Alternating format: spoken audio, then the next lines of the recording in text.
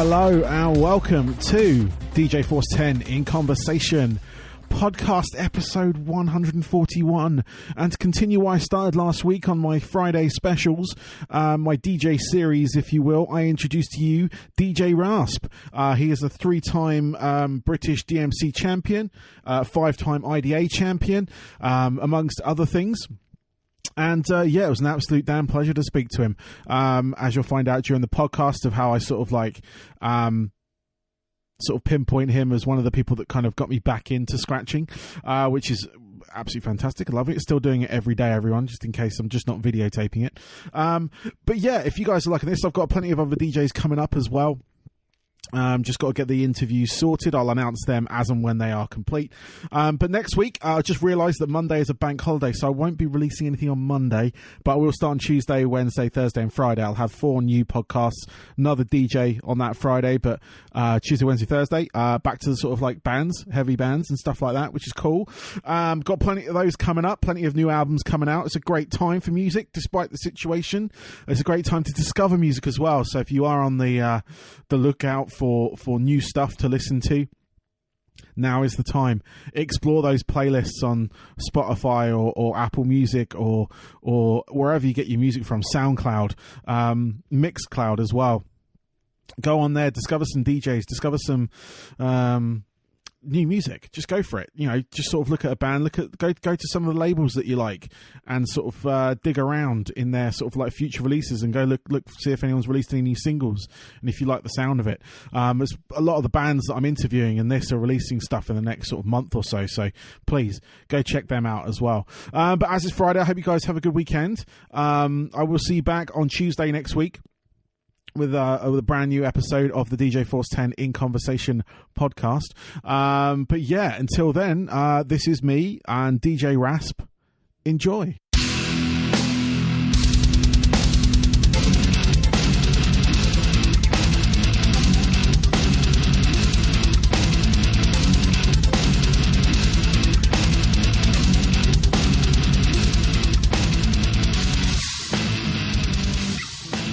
Okay, on my show today, I have DJ Rasp, former DMC and IDA champion. Welcome. Hello. How are you doing today? I'm very good, thanks. Yourself? Yeah, not too bad. Not too bad. I got my tea. The weather's all right. Yeah, man. Not sure what day it is, but, you know, yeah. getting there. But yeah, no, I just, yeah, thank you for doing this. Again, like I already said beforehand, I appreciate your time on this. I just wanted to sort of, I'm sort of doing a DJ series of interviews. I had Woody, I interviewed Woody last week. Cool. I got you this week, which is good. You're one of the DJs I wanted to speak to because you're one of the ones that kind of got me back into scratching and stuff. Ah, cool. Not, you know, you probably weren't aware, but I was at the, basically I left the country for a bit. I was a scratch DJ many years ago. Yeah. Mainly in rock music. Did it for a metal band and a few other things. And left the country, just lifestyle change, and we went to America for like 5 years. Oh. During that time, I sort of kept up with DJing. I did a radio show and stuff like that, which I still do. But I came back and I went to BPM when it was in the big Birmingham arena. Oh, yeah. In 2017, I think it was. All right. It was you and Cutmaster Swift. Yeah. You did a little seminar. Yes. And totally against my sort of like natural, like, just natural being, I volunteered to go up on stage with you guys. So I remember now. Yeah, we had a cut, didn't we? Yeah. And that got my sort of like teeth back into it, because when I moved to the States, my turntables and everything stayed here. Okay. And then when I moved back and we got our own place, like properly got our own place, and my turntable's out of stock and out of the sort of like storage and stuff. So, and you had what was the record that I used? It was one of the rough tone ones. Was it Practice Your Cuts? That's it. Yep, Practice Your Cuts. I'm not sure what volume it was. It was whatever one you picked up from their stand. He's done many volumes of that. Yeah. No, very good records. Yes, no, totally. And it had the kind of like skip-proof stuff on it and stuff and things like that, which I was very much like, I really liked that sort of like vinyl because I used to buy. I think it was DJ Swamp was one of the first to release those skip proof. Yeah, that's right. And I've got a whole bunch of his records. Like, yeah, because when I was in this metal band, there's a lot of like people jumping around on stage and stuff. So yeah, they come in handy. They do. As much as you can balance your turntable, it doesn't balance against people jumping up and down in front of you. So that's right. But I just wanted to say thank you because it kind of like I was watching you guys doing this thing, and I sort of saw you in and around the exhibits as well. And it really got my teeth back into it because I wasn't planning on sort of getting back into it as much as I did. But you were one of the people that really, really just pushed that, like it gave me that kind of like, that kick, if you will, again. So, yeah. Oh, that's good to hear. Oh, Thank great. Nice one, man. Sorry, it's kind of a bit of a longer intro than I thought it would be. But yeah, no, it was just one of those things. I was just like, you know what, I really want to speak to him. And I've been watching your live videos and the videos you've been putting online. I'm just really enjoying them. Just sort of like seeing some of your mixes and stuff like that. But what I want to do is just kind of like sort of, find out how you got started and stuff like that. Yeah. Yeah. So where was the sort of like, where was your first sort of taste of DJing? Okay. So the first time like I really saw DJing was probably, on the TV or something growing up as a kid, or that like, school discos and that kind of thing. Yep.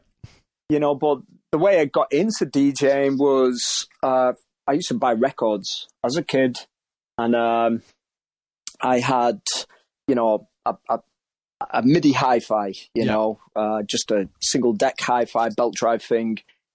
And I used to like just play records and create like little mixes.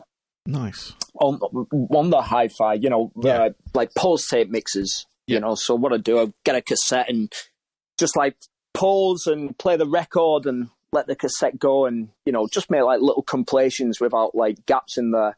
Yeah. I did that for a while, and I thought, you know what, why don't I just buy 2 turntables and a mixer, and it'll give me something to do, and, I can, create my own mixes and experiment and all that kind of thing with it. So, I saved up for some decks when I was 18. Yep.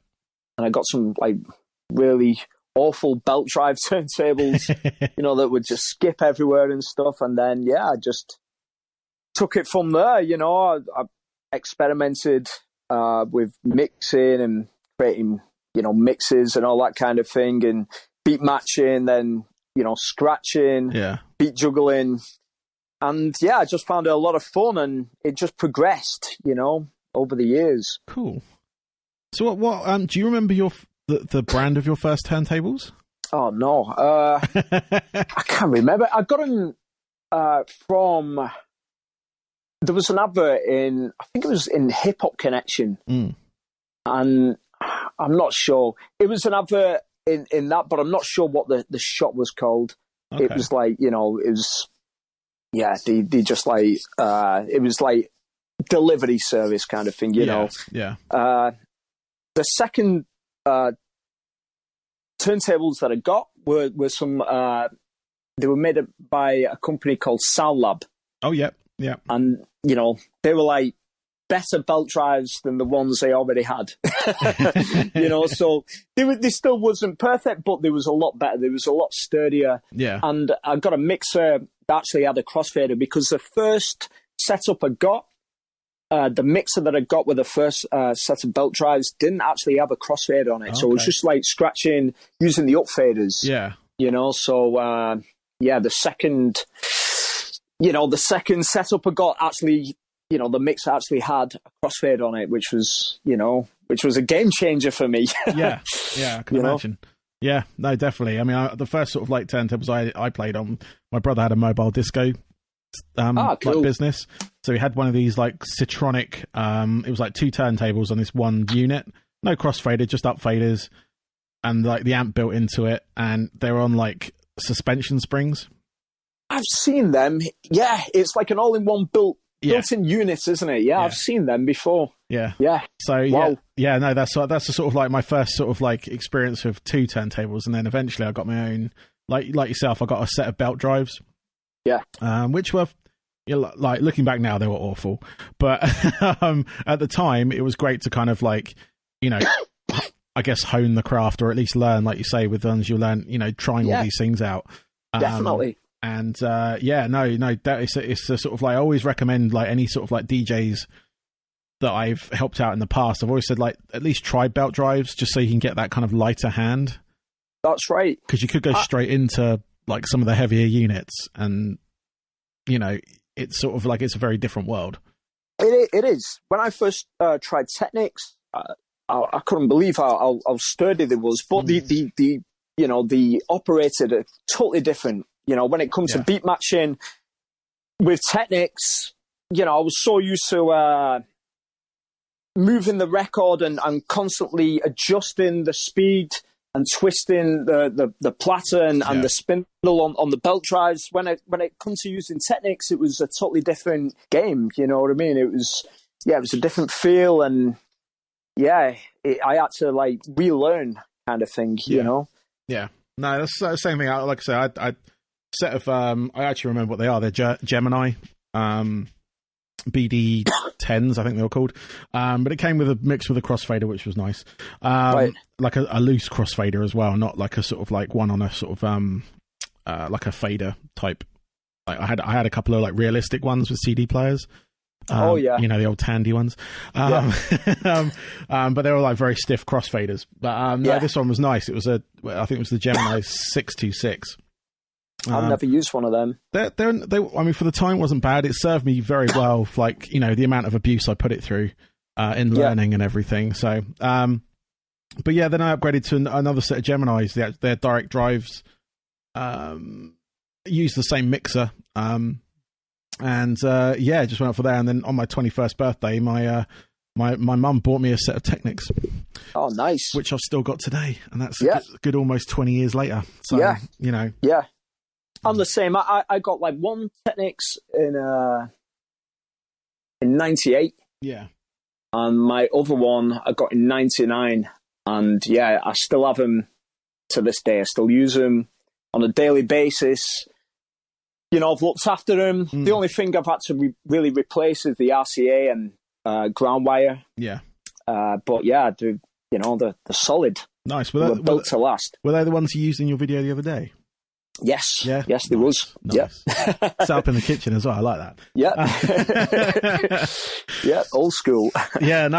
I swear, like, last year I sort of set myself a really stupid challenge, but I did it. 365 days of scratching. And I put a video up every day of like anything between like half a minute long and a couple of minutes long of me doing various things, good or bad. Yeah, I know, it was quite a commitment.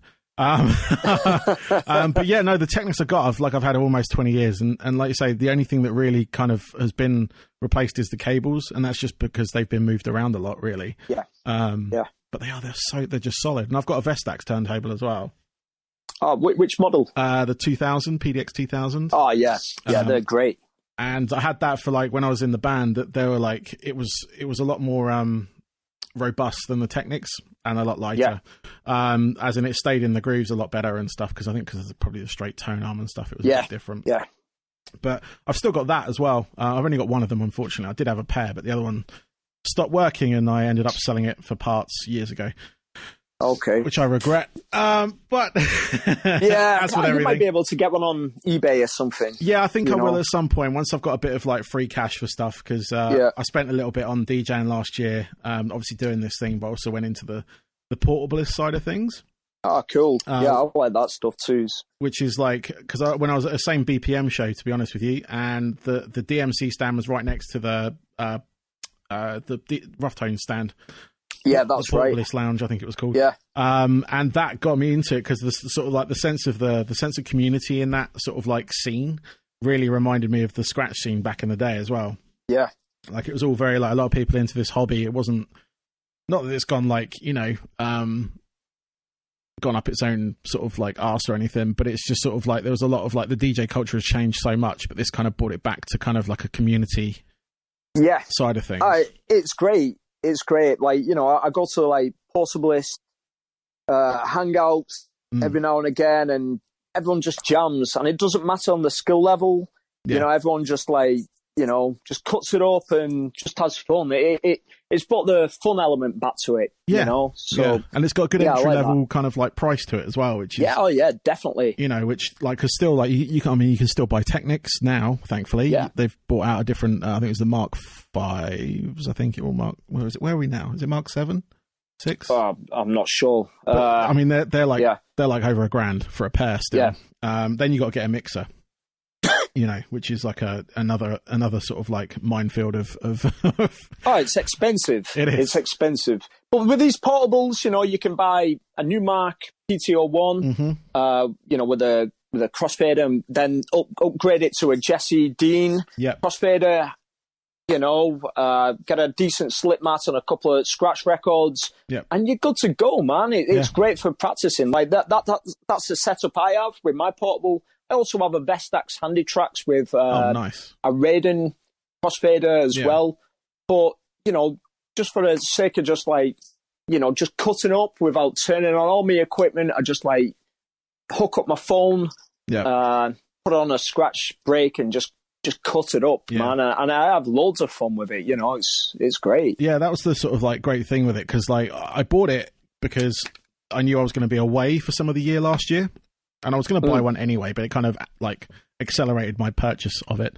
But it was a great thing. I could just take it anywhere we went, and I've got like videos of me in like next to Loch Fyne in Scotland. Wow, that's ace. Like scratching away using like the app on the phone, the Table Beats app and stuff. I just loved it. And then we did a meet up at the one of the DJ shows last year as well in Newbury. I think it's the DJ Kits. Oh show. I've been there before. We had a meet up with the Scratch Link Up lot as well, which was really cool. And it was just good fun, and obviously I'm still doing it now. But it's I love that community part of it. Really cool, because obviously it's not as like it's a lot more accessible than dragging your 1210s everywhere.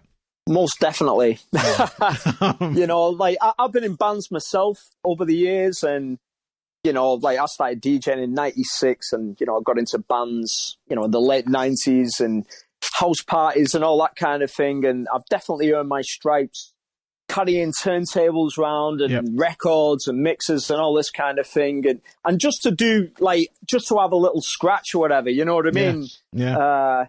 So now, it's just easier just to put a portable in your backpack.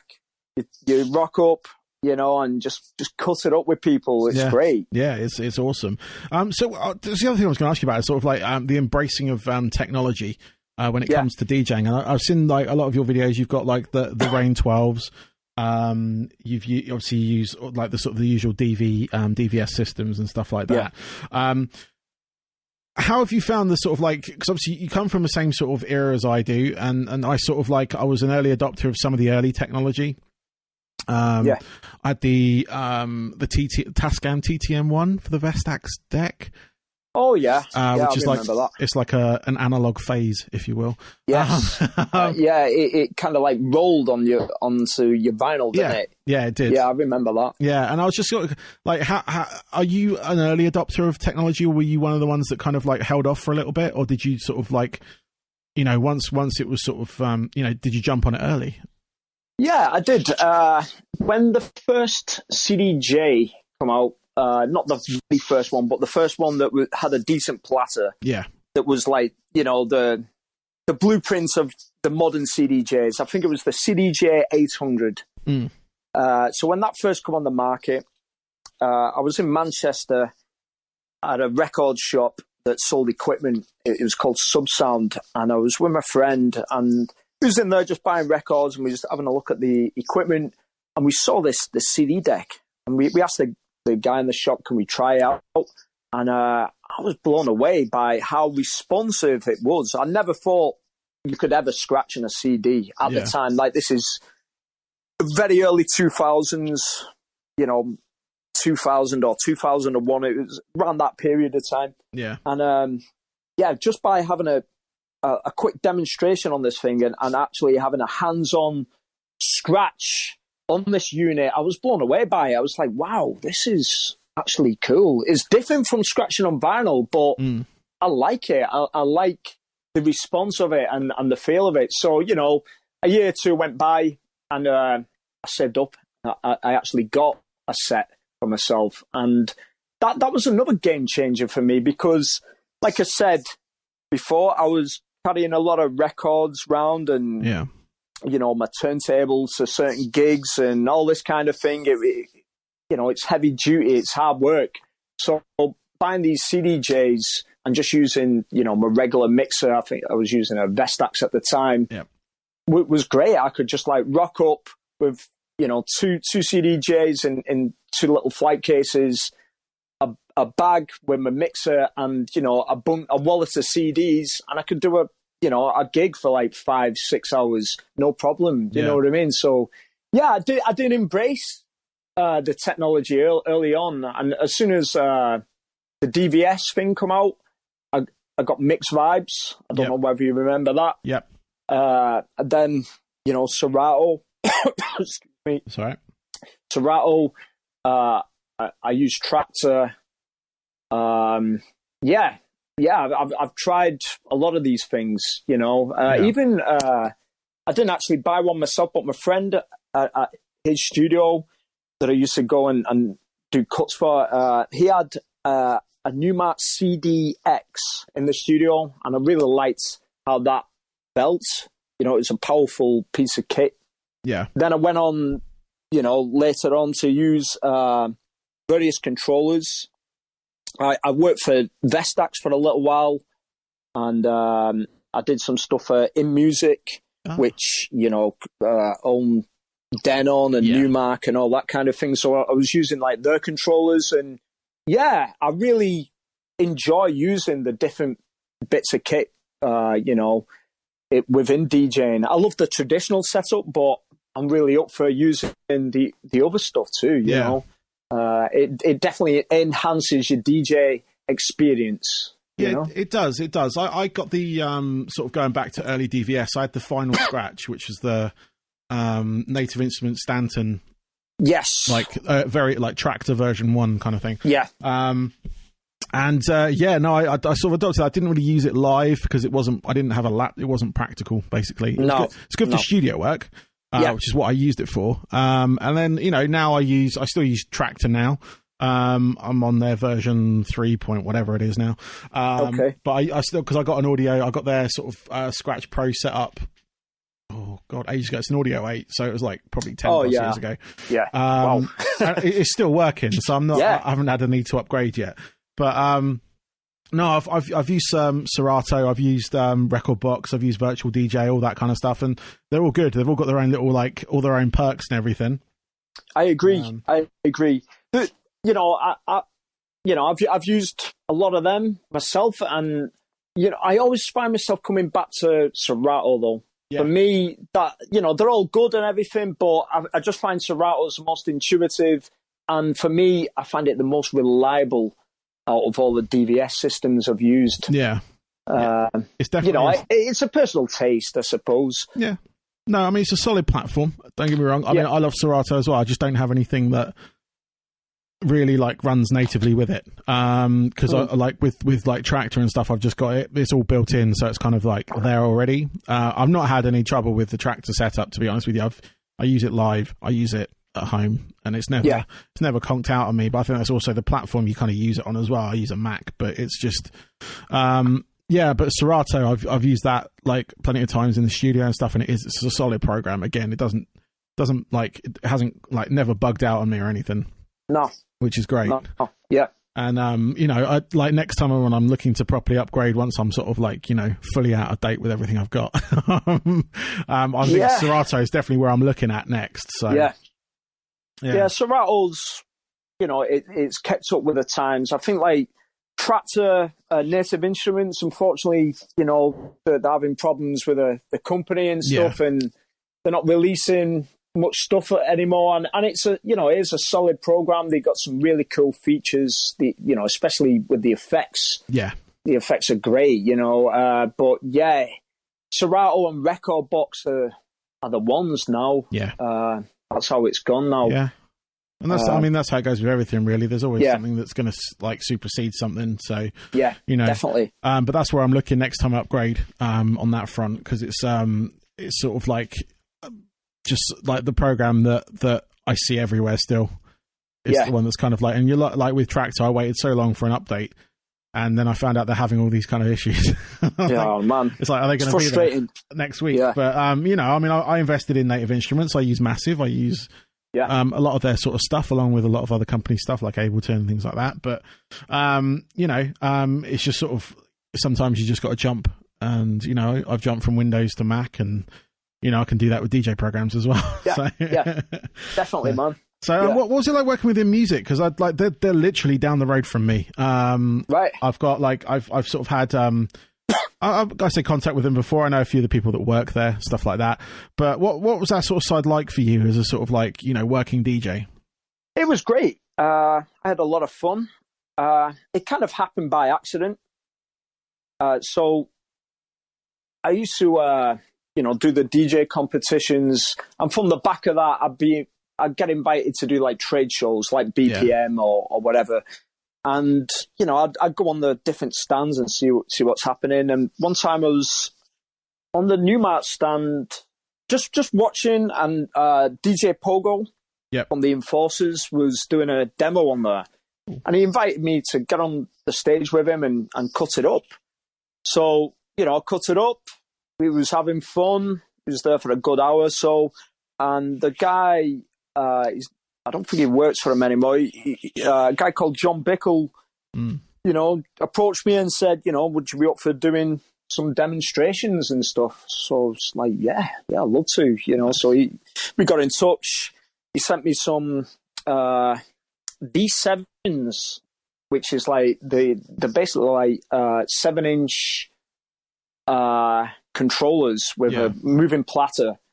And what year was this? Would have been 2009, 2010. Yeah. And I made a couple of videos for them. And, they invited me to do a load of, demonstrations at trade shows and, like retail outlets. Yeah. Like music retail outlets and stuff like that. So, and I had a good relationship with him. I was working alongside him, all freelance stuff for about 4 or 5 years. Yeah. And I still have a good relationship with him. Like, just recently, I've become a Rain artist. Yep. And, Rain, hook me up every now and again. I do some stuff with them. Cool. And, sometimes I use Rain to sponsor some of the battles that I put on. And I have a good relationship with their music. They're good people. No, that's good. I was just curious because they're literally, like I said, they're literally a company that's just based down the road from me. So it's always nice to sort of like, find out a bit more about them. But what I want to talk about as well is the DMC titles and the IDA titles that you've won. I was just because you've won a couple of you've won, I think it's 8 in total between the two competitions. Yeah. What's that? I mean, I kind of summing it up, but what's that like? I mean, I've kind of like, I've entered into the sort of like when they used to have like heats for like DMC. Yeah. And I sort of went for that. Didn't obviously make it through, but I wasn't that good. But I was just sort of, what was that like? What kind of journey was that like for you? Like coming up into that sort of like that echelon of DJ. It was a lot of self-discovery. Well, I started battling in 1998. Yeah. So I started battling in 1998. And the first time I did a DJ competition was in Birmingham, and it was at a student university thing. My friend was studying over there. I'm from like the northwest. I'm from just outside Manchester, and so I went to Birmingham and did this competition, and that was it. I was hooked. I was like, I've got to do this, Yeah. I went to a trade show later on that year in Manchester at the GMX Centre, and Cutmaster Swift was there, and he was doing some demos, and he invited, you know, people to get on stage and cut it up with him. So, you know, I cut it up with him, and then he announced that, you know, the DMC is coming to Manchester, and you had to fill in, you know, this form and, you know, send it off by a post and, you know, get accepted to do the eliminations and all that kind of thing. So, yeah, that was 98, and it was in the Boardwalk in Manchester, and that was the first time I did a DMC. And, well, that was a hardcore experience, you know. And it was good. You know, I learned a lot that day. I didn't get through. I didn't make it even to the evening final. You know what I mean? Yeah. You know, the DMCs back then, there'd be like, I don't know, 50 DJs competing. And, you know, you got to do an afternoon elimination, which is closed to the public. It's only DJs in the room during the daytime. And it's crazy intimidating. You know what I mean? It's just like everyone, just no one speaking. Yep. Everyone just like, you know, just watching your fingers, and the atmosphere is super tense. And yeah, it was hardcore, man. And, you know, I got up there and just did 3 minutes of bad beat juggling and bad body tricks, and I wasn't prepared for that. You know, plus also I'd never used the Technics mixer, because that year you had to use the official DMC. I think it was a DX or DH 1200. I'm not sure which one it was, but it was it was the official DMC mixer, and I'd never used one. I'd only seen one on the videos what come out the year before. It was like, you know, the year that A-Trap won it, and you know, Pogo was in it, and Crazy B and all them guys. So, you know, I'll get up, I'm like, wow, I'm totally not familiar with this. And also, I wasn't used to using Technics. I'd only had one Technics. So I was used to using one Technics and one belt drive at home. And yeah, I learned a lot. I just was not prepared, you know, for what this competition was about, you know what I mean? So I went up there, did my thing, got nowhere. I was like, okay, watched what the other guys were doing. The guy that won the heat that year in Manchester was a guy called Peter Parker, who was in a band called Finger Thing, and he just killed it, you know. And I was like, wow, so that's what you got to do, you know what I mean? So, you know, I eventually got another Technics. I eventually got the mixer, the DMC mixer. Yeah.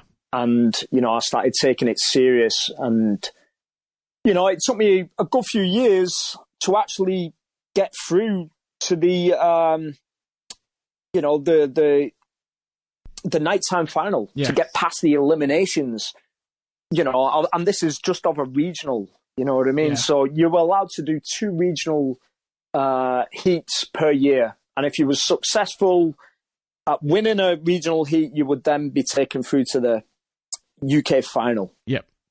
So it took me,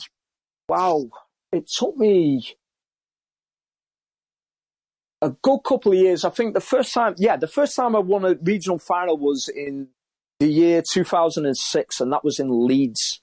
And I was made up, you know, because, you know, after a while of doing these regionals and not getting anywhere, I started like progressing and becoming runner-up or third place or whatever. But it wasn't enough to get through to the UK final. And that was my next goal. I was like, right, okay, I want to get to the UK final. And, you know, in 2006, I got to the UK final in the DMC. But the previous year, I did the ITF, which was the International Turntablist Federation. Yeah. And they had heats. They had heats up in Glasgow and in Leeds. And I didn't actually win a heat, but I got second place. And that was enough to get through to the UK final. Oh. And that was my first experience again in a UK final. And the actual final was in Manchester, and it was in the MEN Arena, which is a massive place. Yeah. And it was part of like some X Games. Okay. You know, they had like BMXing and skateboarding and you know, motocross bikes, and loads of cool stuff happening in one weekend. So the ITF was part of that, and that was incredible. So it was my first UK final, and I'm here in a massive arena. I had a lot of home support as well. A lot of people come to watch me, and that was great. And I got to the. It's slightly different from DMC. I got to the semi-final because with the ITF, it was more like a head-to-head knockout competition. Yeah. So you had to get through a couple of heats and a couple of rounds and beat certain turntablists, and then you progress kind of thing. So yeah, that was great. That was a really good boost for my confidence, and I thought, okay, I did that. Let's rethink the DMC, re-strategize, and take a different approach. And yeah, I started winning heats every year, and I was in the UK final quite a lot of times. And then 2009 came along. Excuse me.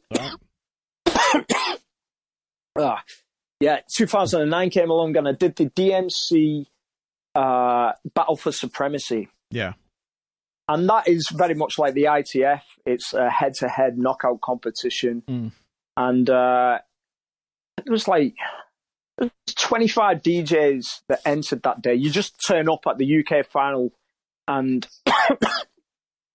you just compete. You don't have to do like any regionals. Yeah. I already won a regional that year. I won a regional in Plymouth that year. So I was already in the UK final, but the Battle for Supremacy was alongside the UK final. So I thought, okay, this year I'm going in for everything. I'm going in to do IDA, which is International DJ Association competition, and DMC Classic 6 Minutes and DMC Battle for Supremacy.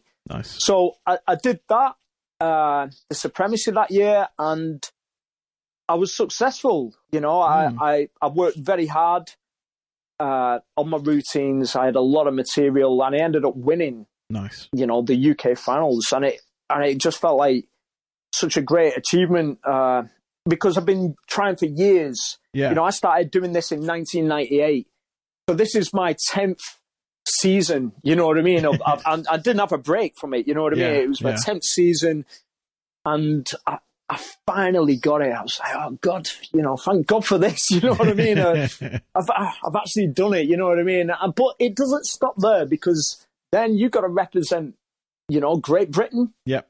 At the World Finals. Yep. And all eyes on me kind of thing. You know what I mean? So, you got to rep, and you there's a lot of weight on your shoulders and a lot of pressure to do well in the World Finals. So, I got to the World Finals that year. It was in the O2 in Greenwich. Yep. And yeah, I did all right. I didn't win it, but I got quite far. I got into the semi-finals. And yeah, I was happy. I had to battle a few people. I had to battle, I don't know, Hong Kong and a guy from Japan, someone else. And yeah, it was tough, especially battling the guy from Japan. You know what I mean? Because Japan always have good DJs. You know what I mean? They do. They're brilliant. They have a really good DJ scene, and the guy that I battled, he was Shoto. Okay. Yeah, he was really, really good juggler, man. And it was, it was great, and it was a great honor to be part of that. And in the same year, I did the IDA. Yep. And I won the UK title for that, and ended up going to Poland. But I didn't really get anywhere in the world final in Poland. But I represented. I did my thing. I was happy with my set, and it was a nice experience, So yeah, then year by year, I was I won a few UK titles or whatever, and I was in world finals, and yeah, it was great. But the thing is, when you win a UK title, there's so much pressure if you continue battling. to win another one and be in a final and do well in a final as well. To be in a world final takes a lot of preparation, not only physically but mentally. Yeah. It's a lot of work. And this is back in the days of using vinyl. DVS wasn't allowed in the competitions. Yeah. So some of it was using with original records, and then some of it I was making my own custom-made records, that I would try out on Serato. Then I would go to a pressing plant called the Carvery in London, and this guy, Frank, sound guy is, he would press me these records and help me with the mix down of them, and I learned a lot just from, conversing with this guy and dealing with him. He let me a lot about how it should sound and what frequencies you should use and what's the best way about mixing down, your routines that will work on custom made vinyl and so the needle won't skip out the grooves because the bass was too heavy and stuff like that. You know what I mean? So it was a good experience. It was a lot of hard work. Yeah. A lot of blood, sweat, and tears. You know what I mean? Yes. I'm not gonna lie. It was tough. A lot of sacrifice as well, man. You know what I mean? Not going out. Like I quit drinking. I've been teetotal, for a long time. You know what I mean? I quit drinking and smoking weed and all that kind of thing. To do these DJ competitions and just to be a better person and to, DJ and, be more on the ball with it. You know what I mean? So, yeah, it definitely helped me. It was a good focus in my life, cool. Yeah, no, I mean, that's the most, like, I sort of like, my attention was turned, I wouldn't say I gave up, but I was the same sort of like you. I went to these regionals and didn't get anywhere, but I learned a lot, and it wasn't like, and it was exactly how you described it. It was a lot of sort of like shoegazing, a bunch of DJs in a room, and there was no public there. Whereas like where I DJ, I like to DJ in front of people because it's you feed off the room as you do, on the sort of like all the DJing sort of stuff that I did, and it was very different. But then I got picked up by this band, and we sort of like had a good 10-year career with that. Oh, brilliant! So and that was scratch DJing in a metal band, much like Sid from Slipknot. Oh, cool! Yeah, great. Same sort of thing. And do they still do regionals now, or have they? Is it all online? Nah. I thought so. It's all online now. Okay. I stopped battling. When was it? 2000. Well, I stopped in the DMC in 2000 and IDA in 2017. Yeah. So that year I actually won the 6-minute DMC, the UK final, and I won show category in IDA that year. Nice. So I was in the world finals competing. The DMC, I didn't do too well, to be honest, in the DMC. I did my thing. Yeah. I was kind of happy with my set, but in the IDA, I did a lot better in that competition. I got 4th or something, but I was just happy with the way I performed it. And, I thought, okay, well, battling was fun. I did it every year since 1998 to 2017. I want to do other things now. You know what I mean? So, I was more focused on showcasing and doing gigs, even though I've done that throughout all my battling career. Yeah. I just wanted to do that without the pressure of, you got to win this competition. So every time you compete, you got to win it or whatever. You know what I mean? And, doing that for many years, it can take its toll. You know what I mean? So I just wanted to have fun with it and just do it. You know what I mean? Without thinking, I've got to win at the end of it. And it's, I will say it's a huge disappointment if you don't win or you don't place, because you put a lot of time and effort into it. And it's usually, it's 6 minutes. Yeah. That's how long the competition sets are. And that's a lot of time and effort into that 6 minutes. And if you don't do well in that, I used to beat myself up about it. I was like, damn, I should have done this, or I should have done that, or I could have done better, or whatever. And for a couple of months after, I won't be happy about it. You know what I mean? I dwell on it, and I want to, redeem myself the next year. So in one way, it kept me hungry. You know what I mean? And I've got to better myself all the time. You know what I mean? So. In one element of it, it did make me hungry, and it made me become more advanced. You know what I mean? For myself, it made me elevate myself. You know what I mean? Yeah. And I'm glad I did it. You know what I mean? I'm glad I did it. I've had a lot of fun. Yeah. Yeah, man. Cool. No, I was still good because like I said earlier on, when I lived in the States, where I was living, they actually had regionals there for DMC in the States. I was based out in Tampa, so I had DJ Fader and Casper, like doing stuff out there, and it was quite nice. I went along to one of them, and it was really good because there was loads of people there watching scratch DJing, and it was just like, this is how it should be. Did you compete? No, I was there as a spectator for that one. Okay. Yeah, I didn't have anything. I was well out of practice at that point. I had a DJ controller, but it's not that doesn't sort of like substitute for the turntable when it comes to that sort you need of routine. The moving platters if you're gonna, exactly. Yeah. So man. But yeah, no, it was really cool to just watch because I've like what it gave me the opportunity was actually like actually enjoy it. Enjoying other people's like DJing and stuff like also this was in the UK, but I was a sound and light technician for a nightclub. And it hosted the regionals for the B-Boy Championships. Oh, brilliant. Which was absolutely amazing. Like, I'd never been to one before. I'd sort of seen it in and out. But again, there's that sense of community. We sort of like, the nightclub was kind of like, we put down this like, flooring for him, a DJ on the stage. And it's just people sat around the floor while these guys did like dance battles and stuff. It was great. Oh, it's great. I love the B-Boy scene. I've been lucky over the years, as long as alongside competing and all that kind of thing, doing the DJ battles, I was involved with a b-boy crew called Soul Powered Militia. It was based in Liverpool, and I used to b-boy. I used to DJ for the b-boys and b-girls. Nice. I used to try it myself. I was whack at it, though. I was like, I'm whack at this. But I had fun, you know what I mean? Yeah. Trying to throw down and, do the helicopter and a few freezes and all that kind of thing.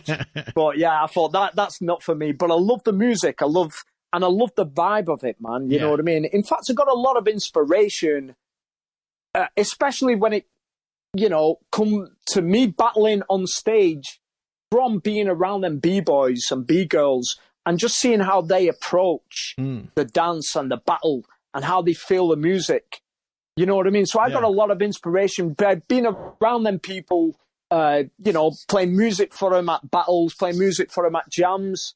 And I watch how they do it, and I think that's what I like. You know what I mean? I like the showmanship, and I like the, just dive straight into it and just do your thing, you know what I mean? And I thought, if I can relate that to my DJ battling, I think that would be a cool thing to marry the two things together, you know what I mean? So, yeah, man. Cool. Yeah, it's hip-hop culture is a great thing, you know what I mean? No, it's good. I like, so I come from more of a like rock background, generally, as my sort of like main sort of like area of the music industry, if you will, but I've always loved that kind of hip hop like community side of things, and like the whole sort of like I say, I keep using the word community because it's just like the bunch of people that are involved in it, and it's great. I've always loved the sort of scratch culture generally, and just sort of seeing where that was birthed and how that sort of evolved from being like more community based, get together, street party stuff like that. And it's kind of like evolved into a whole industry, if you will, like the hip hop side of things, which is good to see it happen. Sometimes that can destroy things, but there's still that community there. There is still that element. If you look for it, that element's always there. It's like if you, in like the rock sort of like community that I'm mainly in, you get bands that do exceptionally well for the genre of music that they're in, or they change their sound slightly or whatever, and that scene now becomes huge and whatever. Yeah. But you can always find that grassroots. You can always find that community level, that sort of like, you know, that scene that you had, Yeah, man. you know, so that's all good. Well, I've got a couple of questions for you, left for you. Sorry. Okay. If that's all right, man. I know I've kept you a little while, all good, but these ones are my sort of like generic questions, if you will. I ask sort of everyone these. It kind of gives me an idea of where you've come from and stuff like that. But yeah, these are sort of like, what my first question is, what are your sort of like top 3 albums that really kind of sort of influenced you in the sort of like DJ you've become or person you've become, the kind of one that made you want to get on the turntables and stuff like that? Wow. Oh, there's so many, man. Wow. Off the top of my head, Gangstar Hard to Earn. Cool. I used to listen to that. You know, I had that on cassette, and this is before I was a DJ. You know, I was into all kinds of music, but I loved hip hop a lot. Yeah. And yeah, I used to love not only Guru's lyrics, but Primo's beats and his cuts, man. You know, his chorus cuts, and you know the way he'd like scratch the words, and the way he'd like make like different rhythms with his scratching when he's cutting up the phrases. I used to love that, man. So yeah, I'd definitely say Hard to Earn was a big inspiration. Cool. Earlier on, around about the same era, maybe a year or two later, Pete Rock and CL Smooth, the Main Ingredient album. Cool. That had some really cool cuts on it. You know, he cut very different from Primo. He had his own style, and yeah, it really enhanced. You know, Pete Rock's instrumentals. You know what I mean? The way that he was cutting on it. I used to really dig that album. And I'd say Return of the DJ Volume 2. Nice. I used to love that. When that came out, it was 97 or 98. Yeah. Maybe earlier. Yeah, I had that on cassette, and I would listen to that religiously. Nice. And yeah, I used to love the cuts. And I had lots of different DJs from all over the world as well. You know, you had DJs from Amsterdam, Norway, you know, US. I think Rock Raider was on there. Yep.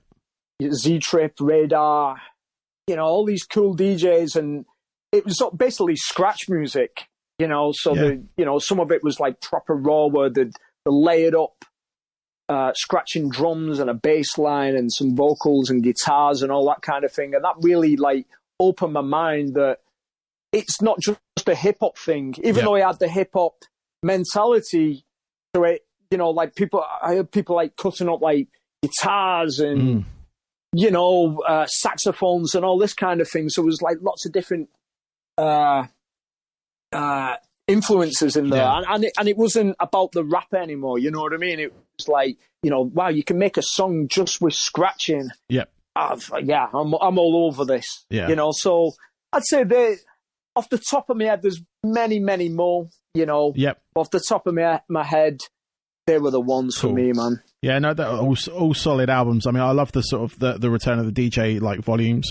Again, it's same with me. It was like hearing them scratching up the instruments, like not just an R sound, not just like a beat. It was everything. It was like, and it was just purely a DJ album as well. This was all made by DJs, obviously for DJs and whatnot. But I've still got them. I burnt them down to MP3 on my computer. Oh, brilliant! So I've got them all on there, all the individual tracks, which is kind of cool. So I've got a volume 1 to 4. I think it is. I think they went. I've not heard 4. I didn't know there was a 4 actually. I've heard the first 3. I've got one more question for you. Okay. What are your? Because I mean, it's probably going to encompass, probably going to be your hobby. But what are your hobbies away from like DJing? So when you're not doing stuff with the decks, is there anything else that you do to sort of pass time? Well, I like to make music. Yeah. You know, I use Ableton, and you know, I make my own music and stuff. I like to draw. Cool. Draw pictures. Do a little bit of, you know, graffiti, or draw some cartoon characters or whatever. Obviously, listening to music, watching movies. Yeah. Yeah. Cool. Any favourite movies recently? Oh, wow. Did I watch the Joker movie? Oh, yeah. I like that. That was really cool.